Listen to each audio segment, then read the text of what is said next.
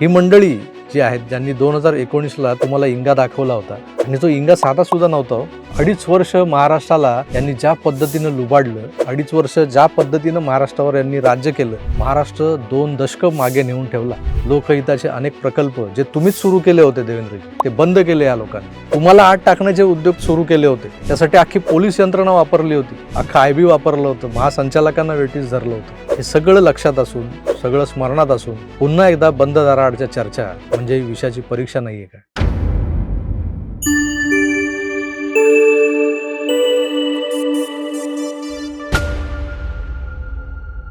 महाराष्ट्राच्या विधानमंडळाचं जे अधिवेशन सुरू होतं त्याचा आज शेवटचा दिवस, आज 25 तारीख.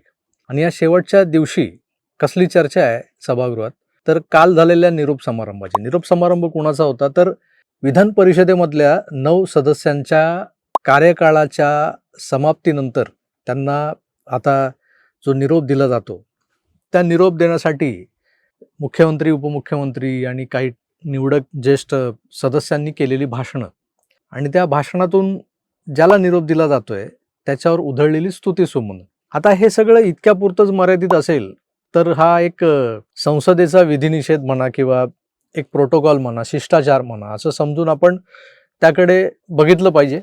पण काल सभागृहात एकमेकांना निरोप देताना ज्या पद्धतीची भाषणं सुरू होती, त्यात मध्ये मध्ये जी काही शेरोशायरी किंवा जी काही काव्य पंक्ती वगैरे वापरल्या जात होत्या आणि त्याचं जर कोलाज करून जर आपण पाहिला तर थोडंसं गोंधळायला होतं.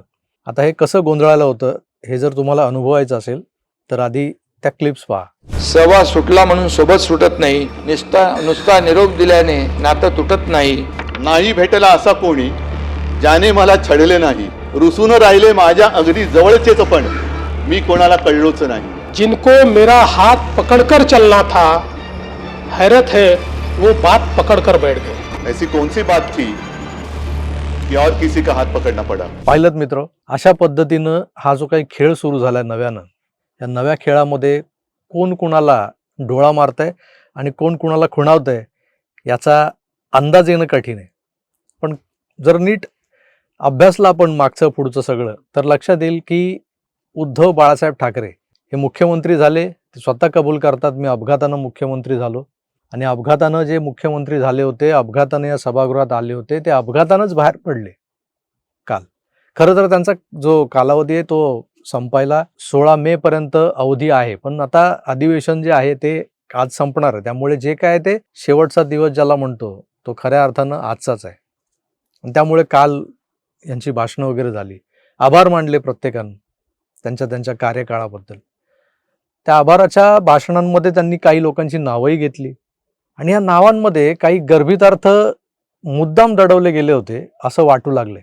एकंदरच डोळे मारण्याचा जो प्रकार आहे, खुणवाखुणीचा जो प्रकार आहे तो सुरू झाला आणि तो का सुरू झालाय हे उघड आहे. कारण उद्धव बाळासाहेब ठाकरे यांचा कार्यकाळ संपलाय. मागच्या कार्यकाळात त्यांनी काय दिवे लावले, किती प्रश्न मांडले सभागृहात, जनसेवेची किती कामं, किती प्रश्न आणि अशा कोणत्या प्रकल्पांवरच्या चर्चांमध्ये उद्धवजी सहभागी झाले होते आणि त्यांच्या अभ्यासपूर्ण भाषणांनी हे सभागृह दणाणून गेलं होतं, गाजलं होतं, असा एकही दिवस मागच्या 6 वर्षात आपण पाहिलेला नाहीये. असा एक लोकप्रतिनिधी पुन्हा एकदा सभागृहात असावा की नसावा यावर मी मागेच एक व्हिडिओ केलेला आहे, आपण तो पाहिलाही असेल.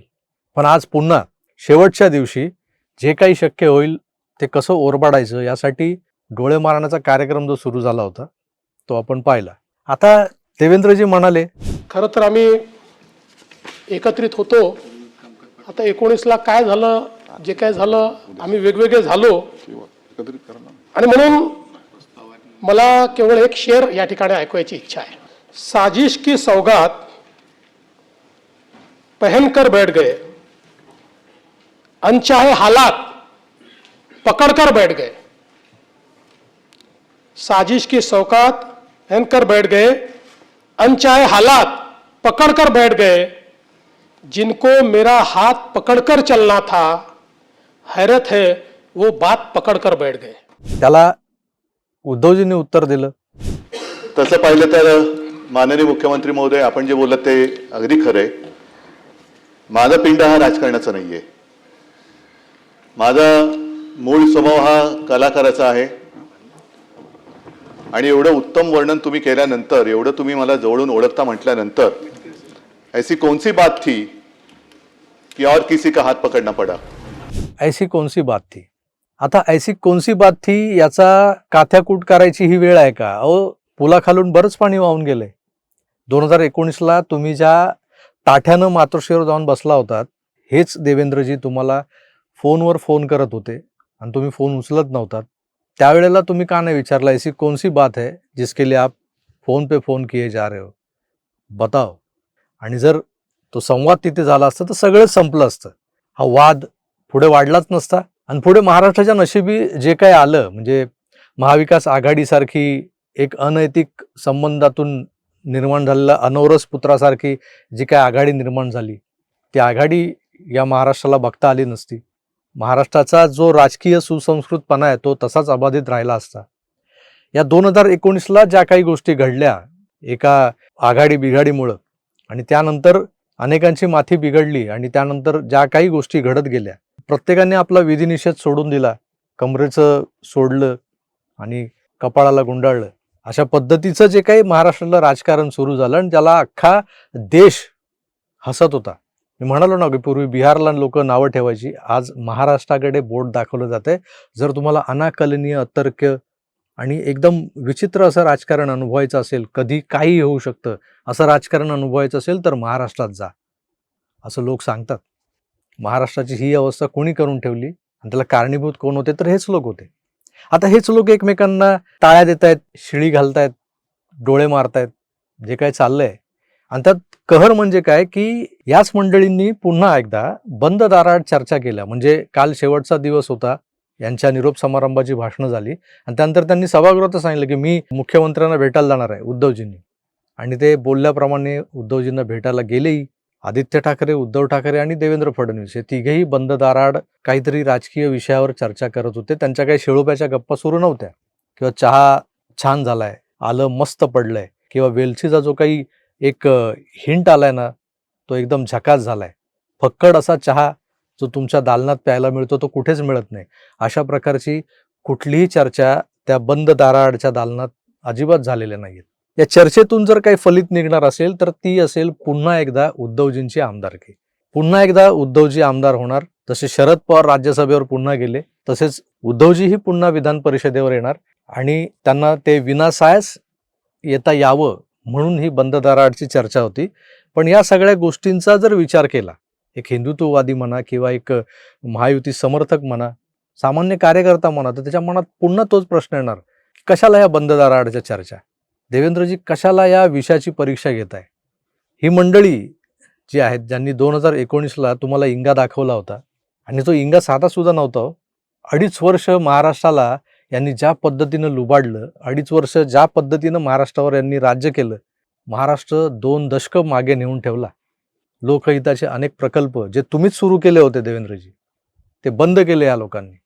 तुम्हाला आत टाकण्याचे उद्योग सुरू केले होते, त्यासाठी अख्खी पोलीस यंत्रणा वापरली होती, अख्खा IB वापरलं होतं, महासंचालकांना वेटीस धरलं होतं. हे सगळं लक्षात असून, सगळं स्मरणात असून पुन्हा एकदा बंद दाराआडच्या चर्चा म्हणजे विषयाची परीक्षा नाही आहे का? मित्रो, यावर तुमचं काय मत आहे? अगदी स्पष्टपणे मांडा. आपण उजव्या विचारसरणीचे लोक नेहमीच आपल्या लोकांच्या अशा छोट्या मोठ्या चुकांवर पांघरून घालत आलेलो आहोत. पण हे जे काही चाललंय आता आपल्या नजरेसमोर घडतंय त्याबद्दल तुम्हाला काय वाटतं हे जरूर कळवा. मी तुर्तास इथेच थांबतो. पण पुन्हा एकदा जर उद्धव बाळासाहेब ठाकरे यांच्या गटानं विधान परिषदेसाठी आपला उमेदवार म्हणून उद्धव बाळासाहेब ठाकरे यांचं नाव घोषित केलं तर या बंद दाराआड चहाची नाही तर विषयाची परीक्षा घेतली गेली होती याची मला खात्री पटणार आहे. तुर्तास थांबतो. पुन्हा भेटूच. तोवर आपली काळजी घ्या आणि पाहत राहा आपलं आवडतं YouTube चॅनल आकार DG9. धन्यवाद. नमस्कार.